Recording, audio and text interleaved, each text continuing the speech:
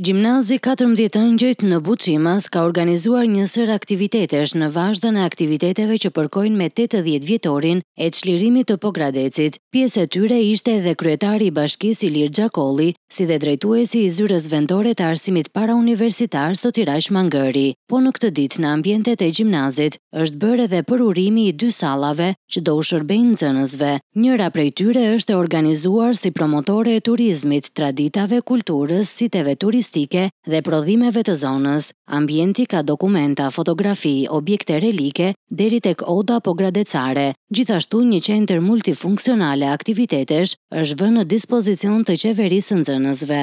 Përgjithësi ka ndryshuar shumë me rikonstruksionin dhe rindërtimin e të dyja shkollave, duke besuar që edhe zona prej gjithë ata që mbarojnë klasën e 9 në vitet në vazhdim të vazhdojnë të vinë të regjistrohen në fshatin e tyre. Edhe po ta keni vënë re që jemi kaq pranë qytetit, edhe investimet këtu janë për një lloj si në qytet. E mos më mirë se shkolla, kjo është më e mira që kemi bërë.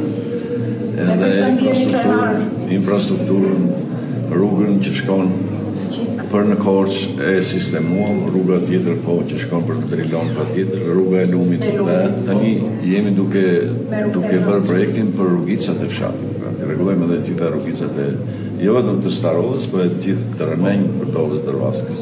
Kryebashkiaku Xhakolli pati mundësinë gjithashtu të vizitonte edhe disa prej klasave dhe kabineteve të reja në këtë shkollë, të cilat plotësojnë më së miri të gjitha standardet e kërkuara, që nga kabineti i teknologjisë deri tek laboratori i biokimisë. Bën grupe dhe bën eksperimente, i bashkojnë 3-4 grupe, sipas programit që kemi, dhe bën eksperimente vetë nxënësit, se kemi bazë materiale për